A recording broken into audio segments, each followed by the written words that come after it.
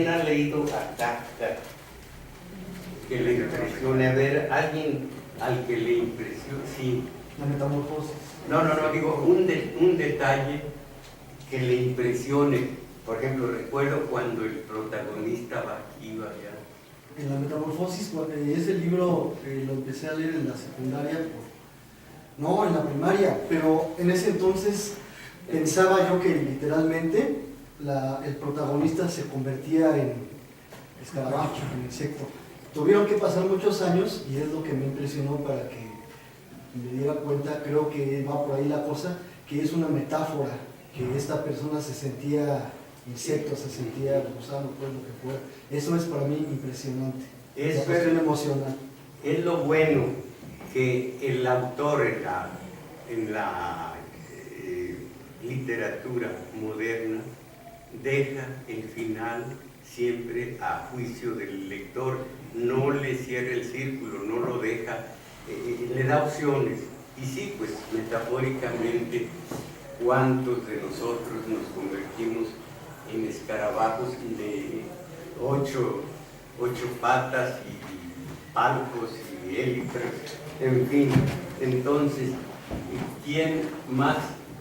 ¿Qué ha leído de Kafka?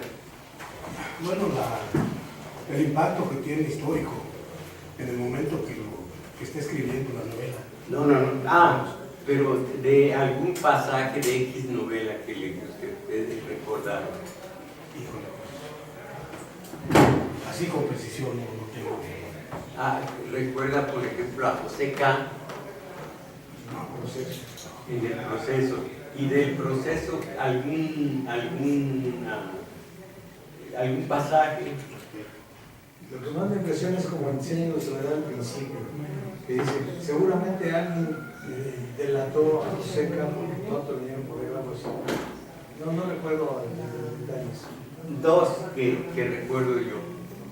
Entra a una iglesia y le dice al sacerdote, ¿por qué? Dice, compañeros, por favor, no se enojen, pero pues estamos... le dice al sacerdote, ¿por qué me persigue? Yo no he cometido delito alguno, soy inocente y sin embargo tengo encima una condena, pero no sé por qué ni quién la impuso y demás. ¿Qué le parece, señor sacerdote? Dice el sacerdote, exactamente, está bien, hablas como un inocente, así hablan todos los culpables. Ese es lo kafkiano. Y otro detalle kafkiano, la justicia. Va al Palacio de Justicia a ver por qué lo acusan y de qué. Llega a donde están los magistrados y empieza a sentirse mareado, muy mareado, como dice que en un barco, y se mueve todo y se cae, se derrumba. Entonces una secretaria, un secretario lo toman, lo trasladan hacia la salida y conforme va saliendo va recobrando la salud. Y hay una escalera para salir a la calle y les dice, gracias, me acompañan, ya no te acompañamos más porque si nos acercamos a donde hay oxígeno, no lo dicen así, si nos acercamos a la salida, nos mareamos. Ellos regresan a su ámbito sucio, falto de oxígeno. Él, en cuanto llega a las escaleras, percibe el aire limpio, fresco, y ya está perfectamente bien. Acercarse a esa justicia sucia, que no es justicia, a esa justicia viciada, que no es justicia, hace que un hombre de bien, un inocente, se maree, necesita el oxígeno de lo limpio, y estos viven a gusto dentro de un ambiente sucio, corrompido, el de la justicia. Por eso a José K. le ocurre lo que ustedes, si no saben, les voy a decir el final. El mayordomo, nadie se imaginara es el asesino. Bueno, entonces vamos al siguiente paso en esto de hablar de la Iglesia Católica y su papel dentro de la historia de México. Ahora entramos a la escena, entra a la escena el sinarquismo. Después del sinarquismo vamos a ver ya nada más el yunque. Y entre esto ya vimos los crisperos. Ahora dentro del sinarquismo pues vamos a ver el Partido Católico Nacional y tantos detalles que ocurrieron a lo largo desde los años 20, por ejemplo, hasta el día de hoy siguen ocurriendo por parte de los sinarcas, los sinarquistas. El término es antiquísimo. Para empezar, el fascismo, que algunos dicen fascismo, es igual. Pueden ustedes decir Regina Cheli, Regina Cheli, Reina del Cielo, Regina o Regina. Unos dicen fascismo, otros dicen fascismo. Este es el origen, la semilla del sinarquismo.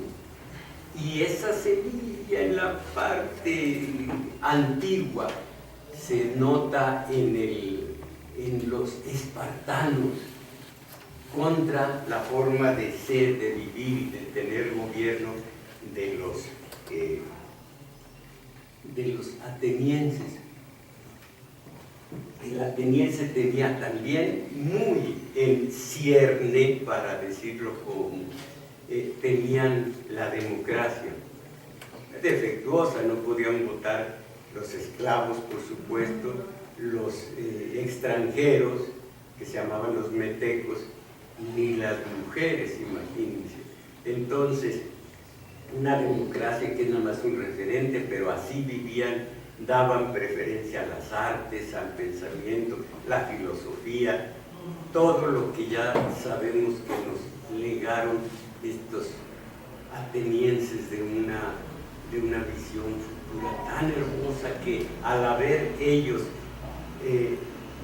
triunfado sobre los persas en Salamina, haber dejado antes que les quemaran su ciudad, esa epopeya maravillosa precisamente del espartano Leónidas con sus 300, bueno, esto hizo, se dice que el destino de Occidente fuera la democracia y no el despotismo de Darío, de Jerjes y demás. En cambio, en lugar de los atenienses, los espartanos, de alguna manera en Atenas el Estado vivía para el ciudadano, en Esparta el ciudadano vivía para el Estado. Unos 12,000 que tenían como 250,000 esclavos. Pero ustedes saben cómo el valor, la disciplina, el hablar poco, pero sustanciosamente, eran las características de Esparta, de Lacedemonia, de la parte sur de lo que hoy es Grecia, la parte sur donde estaba Micenas, Lacedemonia, contra el norte, que es donde estaba el Peloponeso. Esto era la conformación de los dos pueblos, que por aquel entonces en muchos sentidos eran rivales. El fascismo inicial, no fascismo realmente, sino semilla de fascismo en Esparta. Cuando ya se comienza a hablar de sinarquismo, es en 1880. Hay un par de líderes, uno de ellos, Saint Martín, que construyen, que crean una secta francmasónica secreta. Es terrible hasta el título, secta francmasónica secreta. que tiene como ideología y como base, tiene, imagínense, el fascismo, los Rosacruces, ¿cómo se llama este de España? La Falange, gracias, los falangistas, el esoterismo, todo esto. Nomás piensen en los Rosacruces, que todavía hace muy poco tenían unos anuncios para que se inscribiera en esta secta el individuo que así lo deseara. Entonces, marinistas se llamaban martinistas, perdón, por San Martín. Y estos estaban deslumbrados con la tradición de Napoleón, el primer fascista, el fascista dictador más importante de la historia.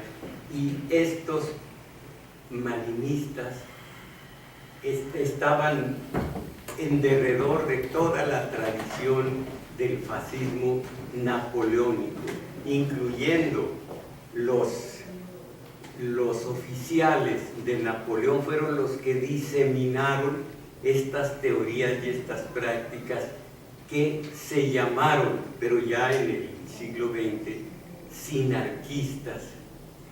Y lo curioso es que estos sinarquistas eran una especie de pinzas, actuaban, desplegaban fuerzas contra el gobierno del país que habían escogido como blanco, fuerzas de izquierda y fuerzas de derecha, sinarquistas, ultraderecha e izquierda, de tal manera que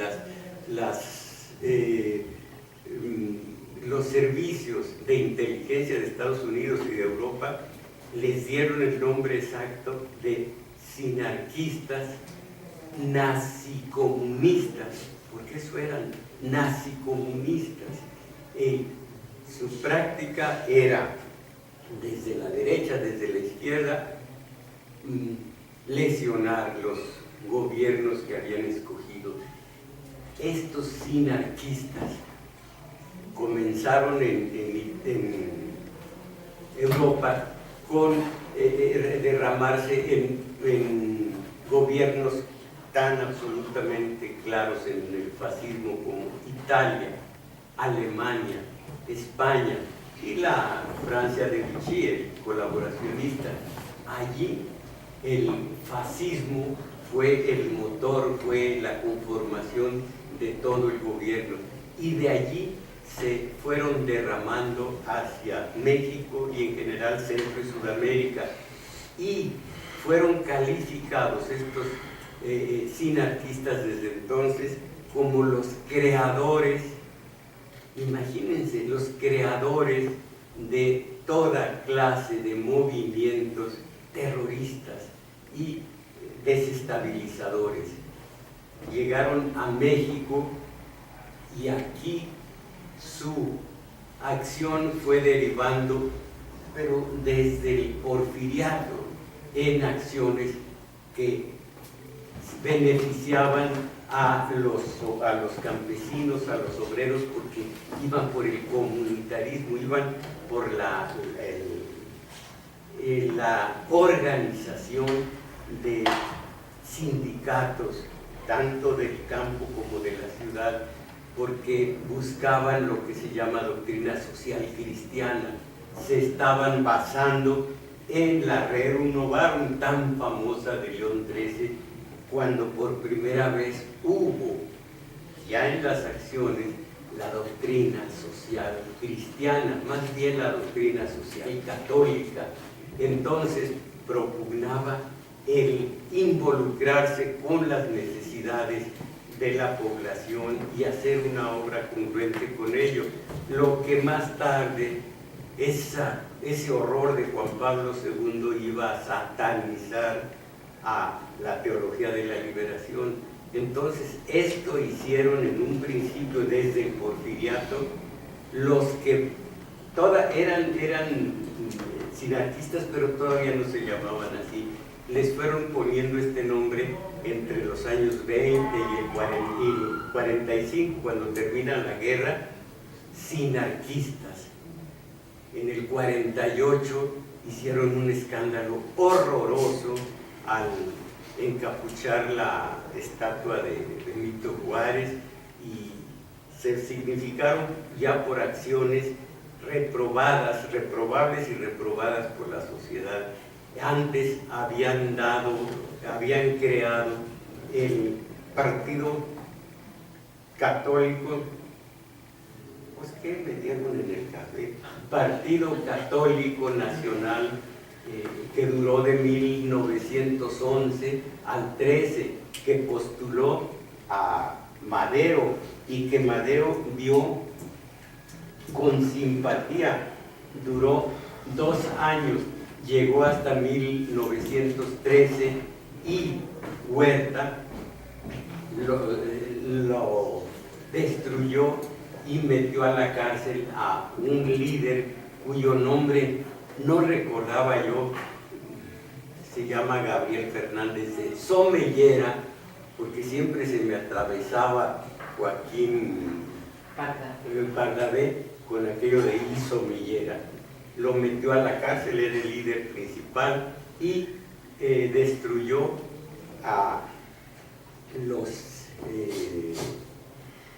miembros del sinarquismo, pero se rehizo y vino la Unión Nacional Sinarquista con su ideología política de fascismo, así lo declaraban, de falangistas, así decían que lo eran, precisamente nacionalismo, que aquí hemos visto lo peligroso que es, pero que en algunos momentos históricos se justificaba, pero solo en ciertos momentos históricos, nacionalista y nacionalista católico, mezclas totalmente peligrosas. Esta era la ideología de la Unión Nacional Sinarquista, que tenía su fuerza, su partido, Fuerza Popular, como el de la acción directa política. Después vino el Demócrata Mexicano de, ¿cómo se llama?, Gumersindo Magaña e Ignacio González Goyaz. Curioso, sobrevivieron hasta 1988. De la Unión Nacional Sinarquista es el Partido Demócrata de Gumersindo Magaña, pero vino el fraude de Salinas, y entonces Salinas le dijo: ustedes como Acción Nacional, igualmente hermanitos de clase, legitimen, no más bien legalicen el fraude, y entonces seguirán con el registro. Gumersindo Magaña no aceptó eso, está bien, y perdieron el registro.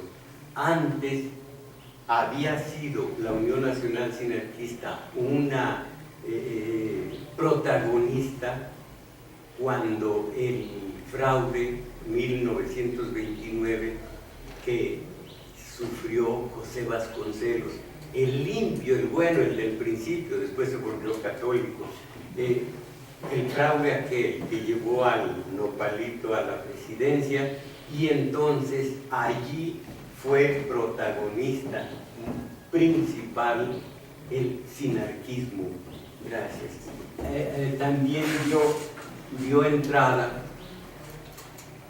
provocó la acción de María Auxiliadora. Eso mi padre lo comentaba mucho, estaba muy optimista con eso, de poblar Baja California durante la guerra para que no fueran a invadirla japoneses o norteamericanos.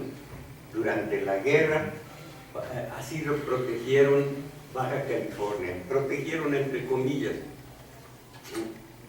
María Auxiliadora fue un fracaso completo. También, ¿qué otro? Bueno, Cristeros, el repoblar María Auxiliadora, el Baja California bajo la advocación de María Auxiliadora, el Partido Católico Nacional y la muerte del brazo político de la Unión Nacional Sinarquista, que fue el Demócrata Mexicano, cuando no quisieron plegarse a las exigencias de Salinas, cosa que Acción Nacional sí lo hizo,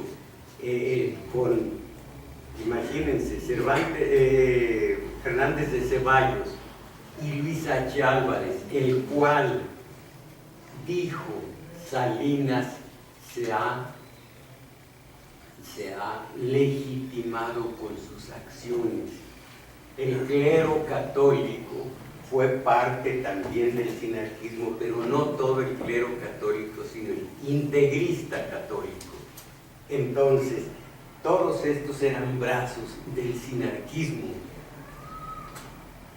Luis H. Álvarez con Fernández de Ceballos, al que le decían la ardilla porque nunca bajaba de los pinos, y allí le dijeron: jefe Diego, quedó el neopanismo, porque el verdadero panismo no aceptó, junto con el demócrata, se salió de la escena política, y allí se fueron Jesús González Ismal, Bernardo Batis y cuantos más de la cúpula, y dijeron: nosotros somos el verdadero Acción Nacional y nos retiramos, quedan los neopanistas.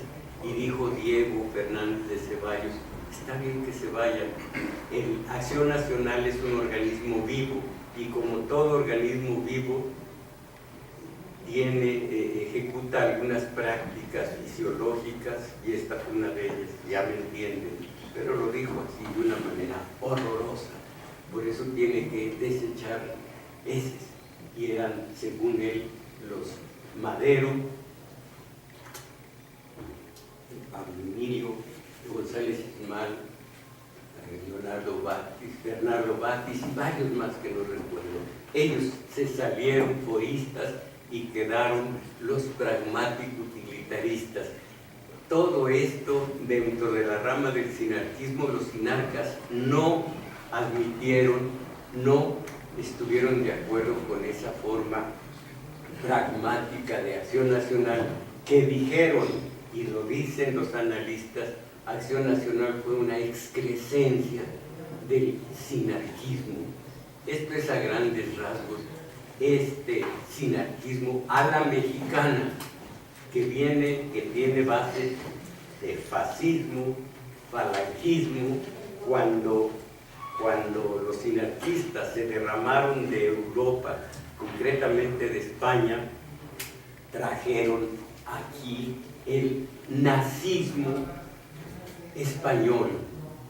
Yo recuerdo que yo en el seminario, y antes yo en la Acción Católica, cuando niño, yo no entendía nada, ahora lo entiendo, nos infiltraron todo lo fascista de España. Cantábamos himnos de Riego, no de Riego, ese no fue malo, el otro, bueno, cantábamos, no recuerdo en este momento el nombre, cantábamos himnos fascistas de España con letras religiosas. La Virgen María es nuestra protectora, no hay nada que temer. Somos cristianos y somos mexicanos, guerra contra Lucifer. Pero antes hay una fiesta. Vence al mundo de Mónica, es nuestra protectora, nuestra defensora, no hay nada que temer. Vence al mundo de Mónica, guerra, guerra contra Lucifer. Oigan, yo también, mejor vamos a cantar. ¿Se saben el mono de alambre? Este es el monito bonito alambre y el que no lo baile. Entonces, ¿qué proclividad tenemos? Siempre que inicio un vuelo por encima de todo, un demonio sarcástico maulla y me devuelve al todo. Eso es lo que están haciendo ustedes con sus cantos de mono de alambre, hombres y mujeres y todo esto. ¿Alguien ha oído el mono de alambre? Pero no ese, sino el original. Buenos días, señores, ¿cómo están ustedes? Hombres y mujeres, y de ahí sigue. Bueno, pero esto fue también una excrescencia como acción nacional, excrescencia del sinarquismo. Ahora, con esta especie de contexto, vamos a ver una de las varias versiones, porque hay libros, muchos, que se refieren a esto, y yo he escogido de varios libros estas versiones de lo que es el sinarquismo.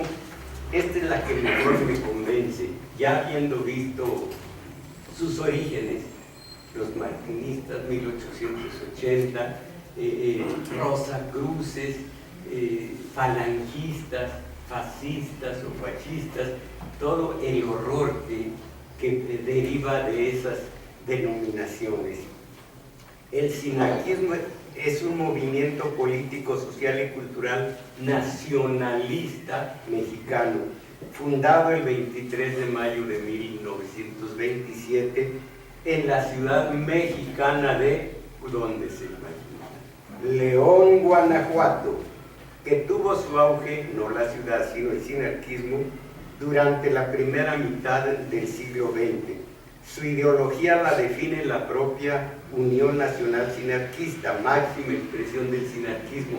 Tenía una revista, creo que era semanal, pintada su carátula de azul, y se llamaba Unión, y mi padre la compraba. No teníamos para comer, pero sí para la revista Unión, y después se desilusionó totalmente de ella, como del PRI, porque el sinarquismo, a propósito, cuando Calles y cuando Obregón estuvo en contra de las prácticas corporativistas del PRI, que estaban en contra de la ideología de los sinarquistas. Entonces, desde entonces, lucharon contra ese corporativismo, que es una de las cosas malas, lo dice la historia y lo dice la práctica hoy día, de Lázaro Cárdenas.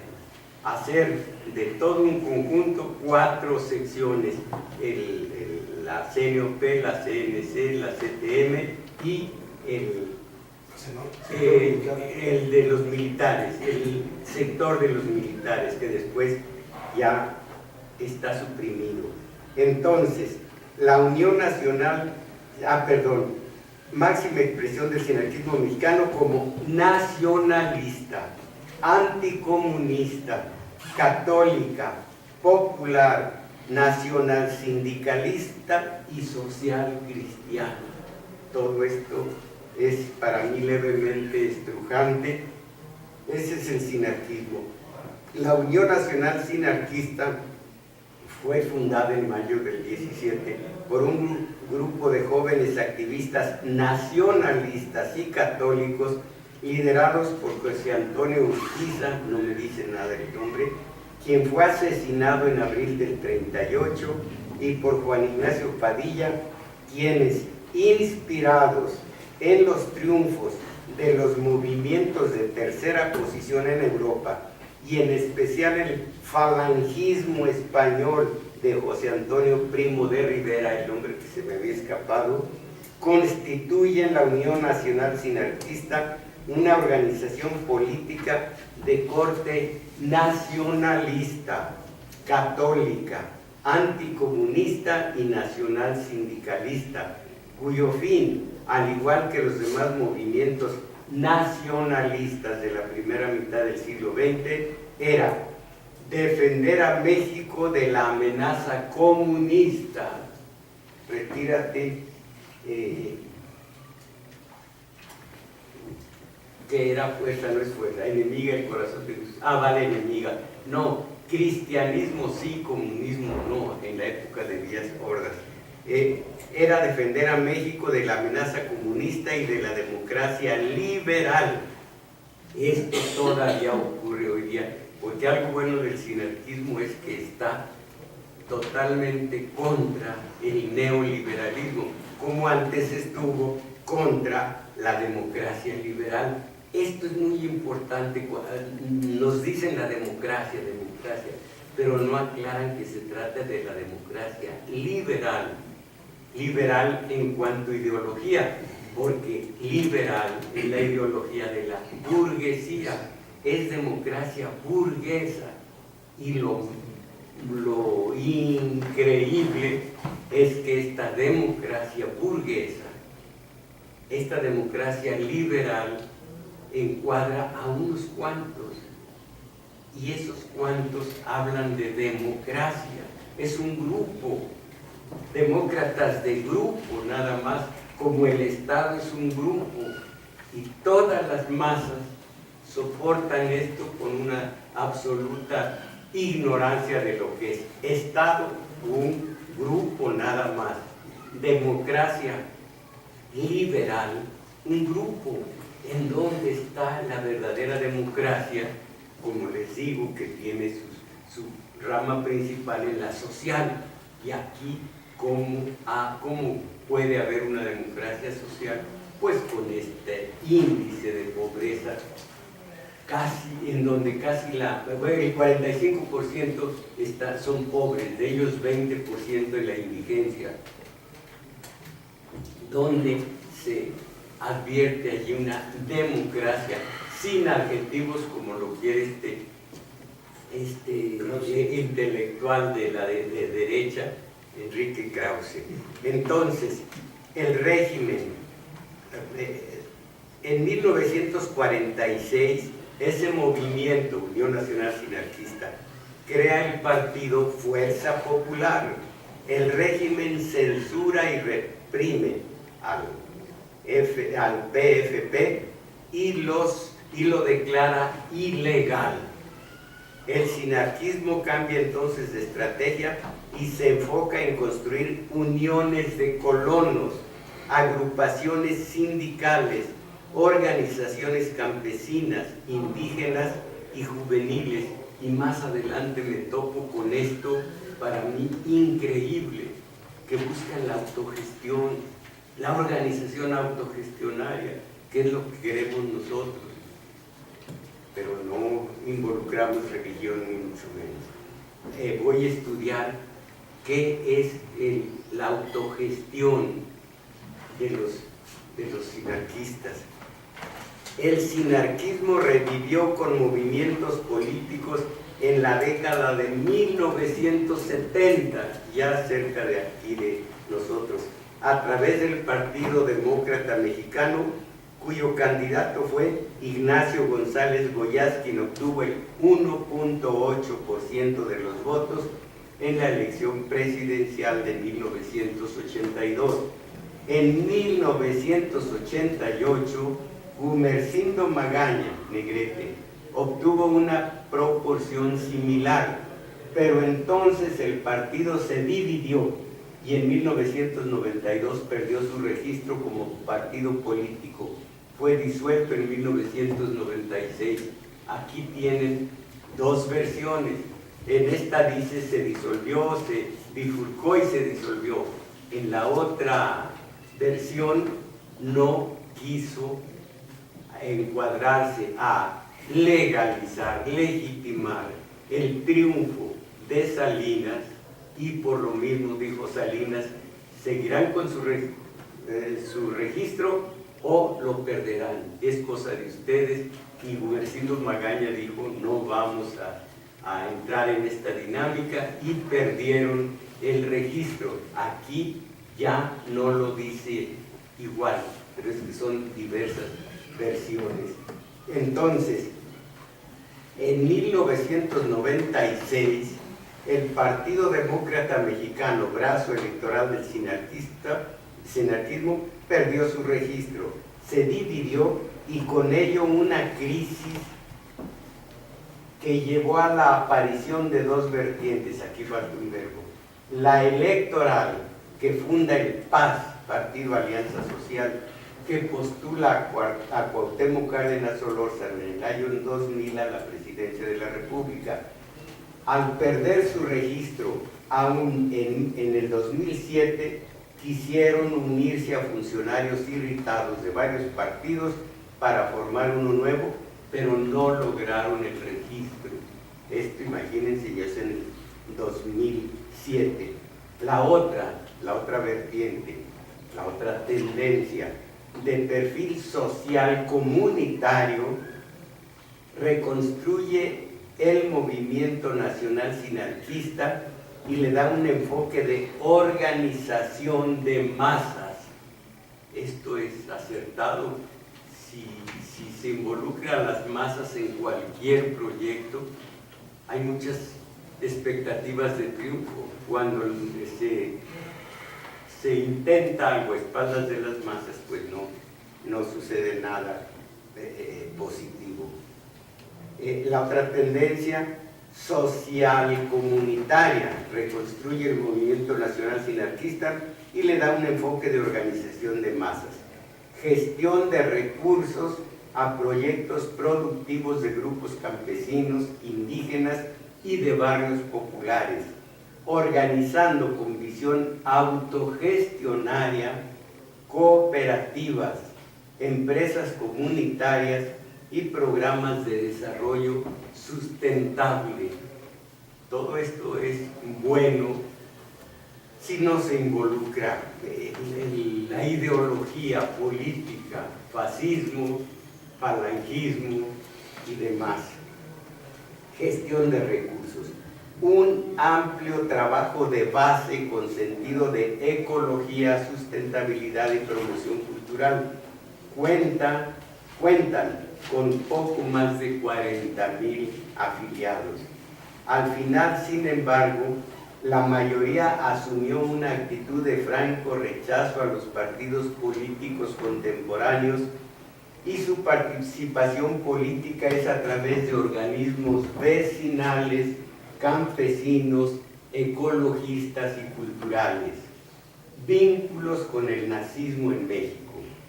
Según algunas investigaciones recientes, la Unión Nacional Sinarquista tuvo fuertes vínculos con el nazismo, el cual promovió y dio entrada en México por diversas vías, entre ellas el semanario de opinión Reacción, que circuló entre 1938 y el 42. Otra versión. La Unión Nacional Sinarquista es un movimiento político, social y cultural mexicano fundado el 23 de mayo del 37 en la ciudad mexicana de León. Su ideología ya la hemos visto: nacionalista, democrática, popular y social comunitaria. La Unión Nacional Sinarquista permanece activa de manera oficial en México, contando con la personalidad jurídica de Agrupación Política Nacional. Ese es su rubro, Agrupación Política Nacional, con dos tendencias: la que considera necesaria la lucha social y cultural como base de una plataforma política real, auténtica. La segunda ha insistido en que la Unión Nacional Sinarquista o Movimiento Nacional Sinarquista deben enfocarse como una asociación cerrada que postule un partido político, que algunos dicen que sea de nueva cuenta el Demócrata Mexicano y otros buscan otros nombres. De todas maneras, está desunida, está bifurcado el sinarquismo a estas alturas. El movimiento nace en mayo del 37, León, Guanajuato, y quiénes fueron sus fundadores. Los principales grupos que apoyaron la fundación, oigan esto: anarcosindicalistas, opuestos al control estatal de sus sindicatos. Esto es perfecto. ¿Se acuerdan que hemos venido estudiando el sindicalismo y cómo vemos que el fracaso del sindicalismo estriba en el involucrar de los colaboracionistas, iba a decir Luis Chávez, Luis N. Morones y el doctor Ate, sobre todo Obregón, y ellos al sistema de poder. Y en ese momento el sindicalismo prácticamente se acaba y se queda únicamente con su rubro y con su corporativismo, voto duro a favor del PRI. La CTM, que a estas alturas tiene el vigor y la salud de Joaquín Gamboa Pascual, su líder, ya es un señor muy grande, casi tanto como su riqueza. Entonces, los anarcosindicalistas son los primeros apoyadores, opuestos al control estatal de sus sindicatos. Varios sindicalistas se reunían en la calle Libertad, fueron ellos los que invitaron a los promotores de la idea de fundar un movimiento por partido municipal. Pero estos así están trabajando. Pueblos y comunidades indígenas. El reparto agrario ejidal del cardenismo benefició a ejidos. También la corrupción y el favoritismo negaban tierra a los que no se registraban al partido oficial. El sinarquismo propuso la reforma agraria integral que exigía títulos de propiedad a las familias que trabajaban directamente la tierra, así como un marco propicio para créditos, capacitación, etcétera, que el cardenismo ignoraba o no atendía. Aquí está uno de los clones contra los que yo estoy. Ahí viene detrás de ti, dice una nena, el valedor. Ignóralo. No se puede decir ignóralo, no le hagas caso, pero ignóralo, ya no se puede ignorar. Esto es un clon de Estados Unidos. ¿Cuánto te debo? Te lo va a pagar. Ignóralo. No es ignóralo. No le hagas caso o algo semejante, pero ignorar en español no está bien, porque no puede uno ignorar. Simplemente no le hace caso. Omite tú ese detalle, en fin, pero ignóralo. No, ¿cómo lo voy a ignorar? Se acaba de ocurrir. En fin, entonces, pueblos y comunidades indígenas, grupos cristianos sociales. Todo esto es la lucha actual del sinarquismo. Grupos cristianos sociales venían de las luchas sociales empujadas por cristianos que hoy llamaríamos de base, exactamente como la teología de la liberación, pues eran cooperativistas, promotores de organizaciones campesinas y sindicalistas por los derechos sociales y la democracia. Ya en el porfiriato destacaron como oposición democrática. La historia oficial reduce todo a revolucionarios contra cristeros. Sin embargo, la realidad es mucho más compleja, pues los revolucionarios, entre comillas, de calles, ya eran hacendados a mediados de los años 20 y caciques militares en el poder casi absoluto en las regiones donde eran destacados. Mientras los cristeros, esto es, a ver si aquí dice el detalle, mientras los cristeros y excristeros sobrevivientes a la eliminación exhaustiva después de los arreglos de paz, lo único que querían era irse a la capital o a Estados Unidos para rehacer su vida. se desbalagaron los cristeros, pero totalmente desilusionados para rehacer su vida, pues estaban defraudados del Estado y de la Iglesia. Los cristianos sociales, por lo tanto, en su mayoría fueron pacíficos. La Iglesia jerárquica y la derecha conservadora los veían con recelo y los boicoteaban cuando podían. La jerarquía católica, oigan esto, la jerarquía católica les acusaba de, comillas, alterar a los pobres y motivarlos a faltar al respeto debido a sus patrones. La Iglesia Católica.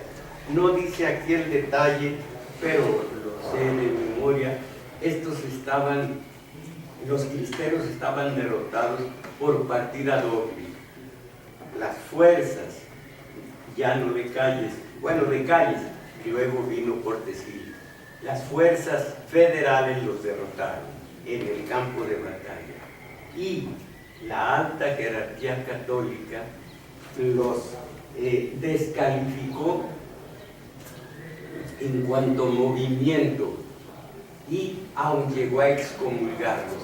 Entonces los cristeros sufrieron un doble revés que los hizo que abjuraran muchos de ellos hasta de su religión, después de que la defendieron con peligro de su vida, aún de su religión, porque la Santa Sede, la alta jerarquía de Estados Unidos y la de México, con siempre eso, con la decisiva intervención de Morrow, el embajador de Estados Unidos en México, hizo que terminara un movimiento antes del tiempo según los cristeros, y entonces quedaron totalmente desamparados de la propia Iglesia y del gobierno que les había vencido en el campo de batalla. Entonces, grupos ciudadanos democráticos, todas las ramas del sinarquismo, grupos ciudadanos democráticos. Otro conjunto venía de académicos, estudiantes e intelectuales patriotas y comprometidos en lo que se llama el problema social, o sea, las graves injusticias, la bajísima calidad de vida, la violencia, la corrupción y un Estado autoritario cada vez más extremista.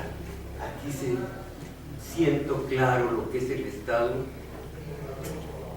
El grupo autoritario, según la versión de quién, un grupo de individuos que oprimen a las masas sociales. ¿No se acuerdan quién es el autor de esta definición? Sí, díganlo. Es una oligarquía, ¿no? Permítame, ¿quién lo dijo? Marx. Exactamente es lo que dice. Bueno, hay mucha oligarquía, un grupo autoritario, grupos ciudadanos. Ahora, nacionalistas, como les digo, no me gusta nada el pensar en este nacionalismo. Nacionalistas. La postura común era la preocupación y acción ante los problemas sociales. Se cuestionaba al marxismo, acuérdense, aquí sí está bien aplicado, se cuestiona, o sea, se pone en entredicho.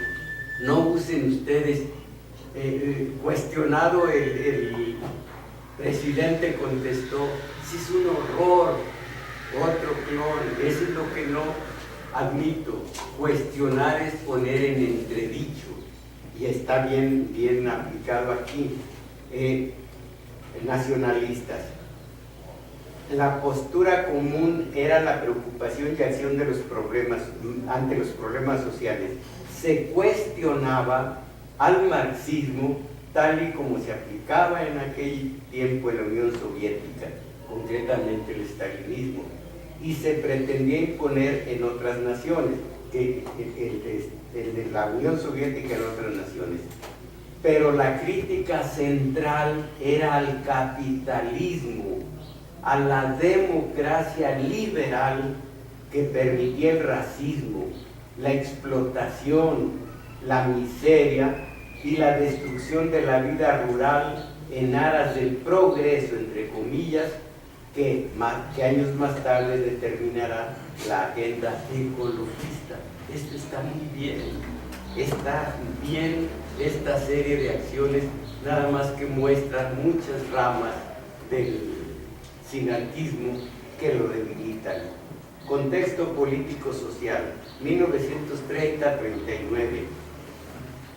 El conflicto entre la postura semiderechista de Calles, que favorecía el capital incipiente con su Partido Nacional Revolucionario, contra la postura semi-izquierdista de Cárdenas, dos visiones de lo que debería ser el régimen emanado de la Revolución y la Constitución de 1917.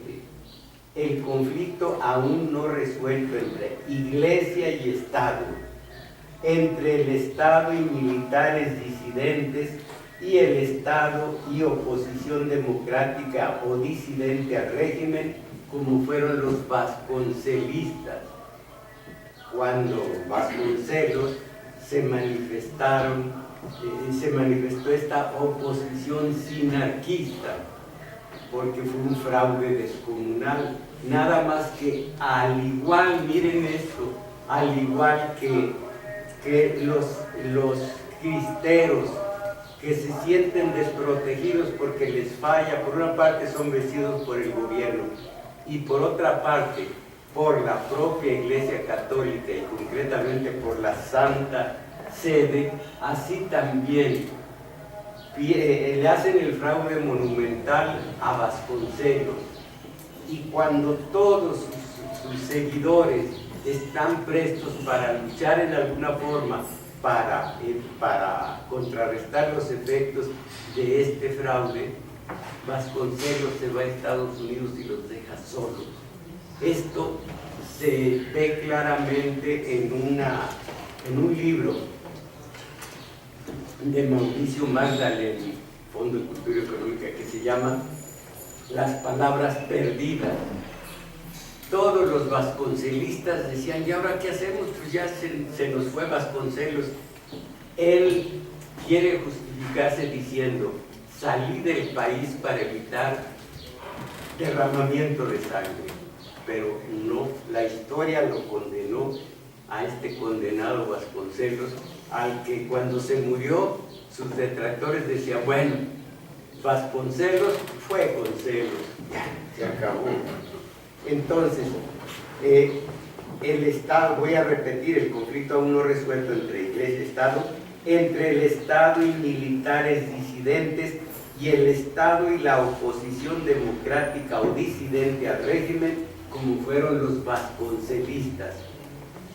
El auge de los totalitarismos, nazismo y fascismo, objeto de interés del caudillismo callista, socialismos a la soviética y derivados con Cárdenas, y el imperialismo en auge de Estados Unidos y países colonialistas, la guerra mundial con sus respectivos bloques y áreas de influencia.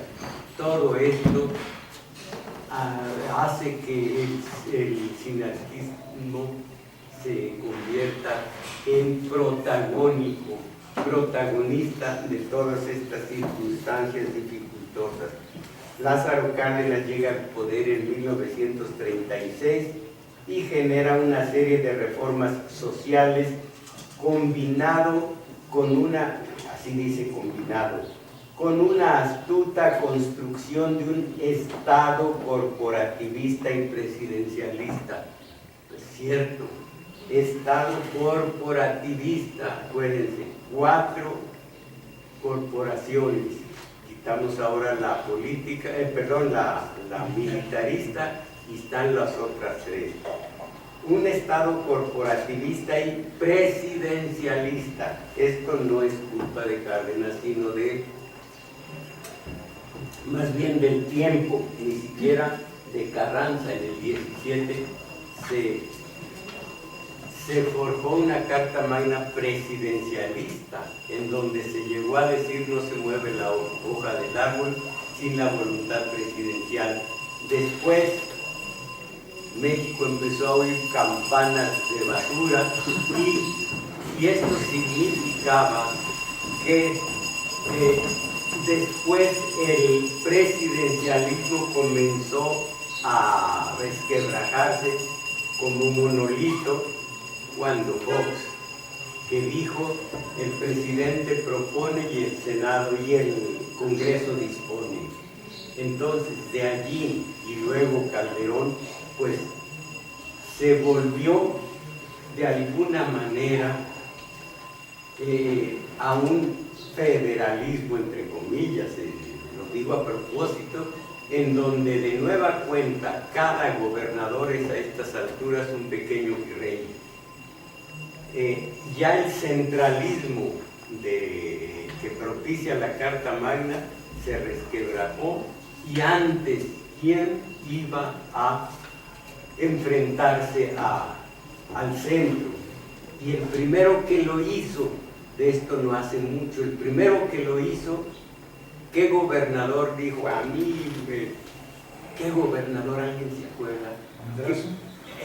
Exactamente, contra Zedillo. Zedillo dijo, te vienes a la Secretaría de Educación Pública porque vamos a tomar el Estado para alguien más.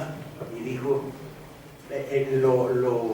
lo auxilió en todo el grupo de Carlos Sáenz. Sí, de Carlos Sáenz, pero ¿cómo se llama? No, Atlacomulco, no Coajimalpa, y Atlacomulco, y dijeron, no te mueves de allí, y Zedillo tuvo que, pues, recular. Yo puse la palabrita en radio y ya todos los periódicos con toda naturalidad dicen que reculó. Bueno, entonces estos gobernadores comenzaron a crear sangrita, y a estas alturas ese centro que imaginó y que llevó a cabo el horror de López de Santana con las 7 leyes, 1836-37, se volvió realidad, y el presidencialismo se ablandó muchísimo, y a estas alturas, como los gobernadores priistas son mayoría y el de Los Pinos es priista, ya se limó mucho la situación, son ya correligionarios, cosa que con el PAN en el poder se crispó mucho la situación con los estados. Entonces Lázaro Cárdenas llega al poder, etcétera. Partido oficial, el PRM, que luego sería el PRI.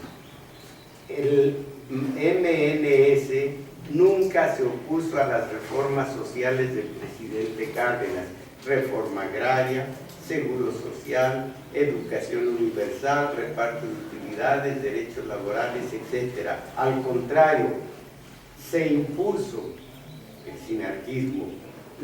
Digo el sinarquismo en general, pero ya ven ustedes que tiene muchísimas vertientes.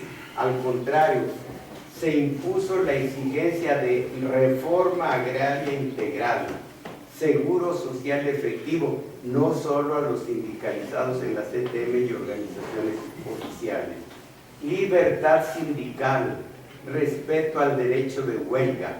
La CTM y la CROC ofertaban pactos con los patrones y ponían esquiroles para boicotear huelgas. Incluso se llegó a la represión abierta, ¿cierto? El reparto de utilidades fue parte de una propuesta del movimiento sinarquista. La empresa comunitaria y la autogestión cooperativista independiente, tema que el Estado priista jamás pretendió siquiera mencionar. Si dudo es porque la puntuación es muy defectuosa. Fue parte de una propuesta del movimiento sinarquista. Cárdenas contuvo solo un poco la corrupción de los líderes como Fidel Velázquez, pero apenas deja el poder, los sindicatos oficiales desataron la avaricia de líderes eternizados, represivos y corruptos. Y aquí falta una pregunta: ¿y qué carambas hacían mientras tanto las masas sociales? Todo esto nos remite a la clase social, a la masa social. ¿Y nosotros qué? Pasivos, dependientes, apáticos, manipulados y totalmente entregados al poder oficial y sin conocer la historia para darse cuenta de cómo nos están oprimiendo. Con que lleguemos a la semifinal de Brasil, lleguemos nosotros, metamos goles nosotros. Qué triste, qué triste. Respecto al fascismo, comillas, seríamos insinceros si negáramos la influencia ejercida sobre el sinarquismo por los movimientos de tipo totalitario victoriosos entonces en Europa. Aquí, como en todos los pueblos, Hitler y Mussolini ganaron muy pronto simpatías, admiración y aplausos. Y como les digo, yo niño en la doctrina, yo adolescente y joven en el seminario, estuve cerca de estos movimientos, decían los curas. Recuerden, el alemán católico es verdaderamente católico y nuestra jugada está con el catolicismo alemán. Esto se traduce y ya sabemos que Hitler y Mussolini estaban en el seminario como antes estuvieron en la doctrina católica de cuando niño. Y por favor nadie cante ahora que la Virgen María le da el himno guadalupano: mexicanos, volad presurosos, del pendón de la Virgen en vos, y en la lucha saldréis victoriosos, defendiendo a la patria y a Dios. Y a Dios que les vaya bien. Qué duro todo esto, y lo peor, que es bonito el himno guadalupano, es bonito, no más que pues, no se baila. Entonces, ahora, apogeo del sinarquismo. Para 1939, la Unión Nacional Sinarquista contaba con más de 90,000 afiliados que se concentraban en 102 comités. Al año siguiente, el partido decidió tomar un papel neutral en las elecciones presidenciales, pero la gran simpatía popular al candidato opositor, Juan Andreu Almazán, desató un movimiento de apoyo a su favor, elección que concluyó con acontecimientos violentos de primer orden, donde el ganador fue el oficialista general Manuel Ávila Camacho. Nos hacían decir a nosotros, de Sonora a Yucatán, nuestro gallo es Almazán. ¿Cómo nos manipularon en la doctrina? De Sonora a Yucatán, nuestro gallo es Almazán. Y no solamente perdió, sino que fue cooptado, salió rico de ese movimiento. En 1944, la Unión Nacional Sinarquista obtiene su registro como partido político con más de 500,000 de afiliados. En 1948, un par de jóvenes durante un mitin colocan una sábana en la cabeza de la estatua de Juárez en el hemiciclo del DF, pretexto que el régimen usó para cancelar el registro oficial a Fuerza Popular. Ahí tienen ustedes la falta de una táctica adecuada. Tienen una estrategia, pero la táctica, ellos o quien sea, se tiene una estrategia, pero la táctica, si es equivocada, da al traste con esas aspiraciones de la estrategia. La sábana en la estatua de Juárez, ¿a qué viene eso? ¿Qué mal hace al sistema de poder? Y sin embargo, sale muy perjudicada la Unión Nacional Sinarquista y sobre todo, pues se cancela el registro de Fuerza Popular, que después se intentaría con el demócrata mexicano, primero de Goiás y luego de Ignacio González Goiás y luego de Magaña. Fuerza Popular. Ideología y estrategias. Ese 23 de mayo se votó por la Asamblea. No se aceptó como partido para darle un sentido más amplio. Su perfil fue definido después de perder el registro, el Fuerza Popular. Su perfil fue definido como un movimiento político, social y cultural. Su ideología: nacionalismo, mexicanidad, democracia participativa, conciencia de pueblo y social comunitarismo. De lograrse esto sería la gran cosa de democracia participativa. Cuando esto se logre, así sea a base de plebiscito, referendo, mandato revocatorio, ya será de alguna manera, ya tendremos una democracia participativa y no únicamente una democracia representativa, por más que tengamos unos excelsos representantes en Cuauhtémoc de la Torre, Gutiérrez de la Torre. Mis respetos, es gordo mi orgullo de tener ese representante popular. Pero y las masas, asqueroso, y las masas sociales, repito, y esa es mi respuesta cada vez que tengo este sentimiento de rebeldía. La respuesta es la de mi padre, con su forma de hablar. No, hijo, no me admiro de ellos, me admiro de ustedes por aturdidos. ¿Sí?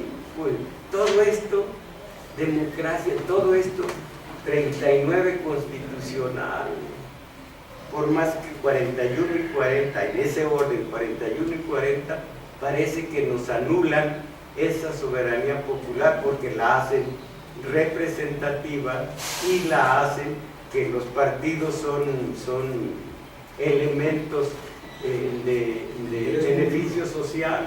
No, pues todo esto no es cierto. Digo, en la práctica no, pero somos los dueños de la casa común.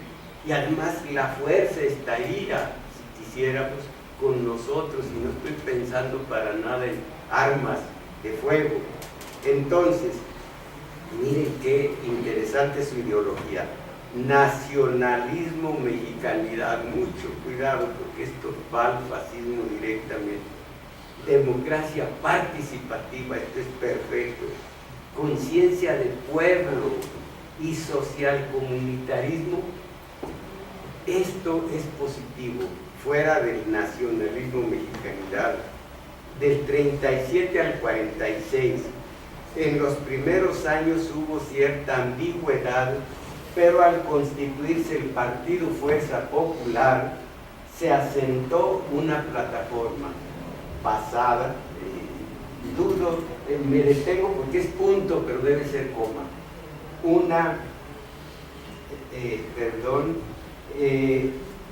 primeros años, ambigüedad, Partido Fuerza Popular, se asentó una plataforma basada en el manifiesto, los 16 puntos básicos y el pentálogo. Se organiza la Confederación Mexicana del Campo, los primeros sindicatos, o impulsar la liberación de sindicatos antaño oficialistas. Se crea la Confederación Nacional de Colonos y Usuarios de Servicios Públicos. Se forma el TECIO, ya saben lo que es el TECIO, trabajo comunitario gratuito. Se fomenta el TECIO, las cooperativas y los proyectos comunales, las primeras cajas de ahorro solidario. Se impulsa el trabajo cultural y las jornadas de salud a través del servicio social sinarquista. Los profesionistas se van al campo o a las colonias que empezaban a formarse en las periferias. Todo esto es positivo, pero ni lo conocemos, ni lo sabemos y muchas veces no vemos los resultados. Finalmente, por el día de hoy, en lo ideólogo se le envía a Teilhard de Chardin, que ya saben ustedes que de alguna manera, insisto, está cerca de la teología de la liberación, y otros teóricos de la comunidad como el espacio social entre el individualismo liberal y la masa anónima de los totalitarismos. Ustedes saben, entre el individualismo liberal, no únicamente desde Locke hasta la revolución industrial era básico el individualismo, sino en el neoliberalismo hay 5 bases, 5 ejes, y uno de ellos es el individualismo a ultranza. Primero yo, y si hay varios que vendan lo mismo que yo, o los destruyo o les compro sus negocios para yo, a lo individual. Esto es algo que se perdió y que, es algo que se instituyó después de que en la Edad Media, con la Iglesia, se perdió la idea de comunidad y prohibición del agio. Después fue auge del agio e individualismo a ultranza.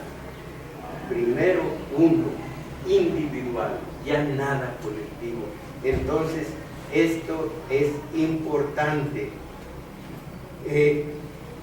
Teóricos, se leía a los teóricos de la comunidad como el espacio social entre el individualismo liberal, o sea, burgués, y la masa anónima de los totalitarismos, masa anónima que está al servicio de gobiernos que ponen al Estado por encima del individuo.